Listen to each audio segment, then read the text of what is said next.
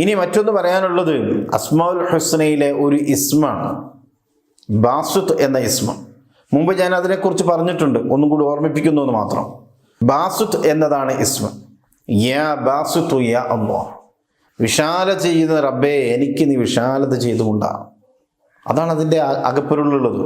യാ ബാസുത്തു യാ അല്ലാഹ്. ഈ ഇസ്മിനെ ഒരു മനുഷ്യൻ ചൊല്ലണം.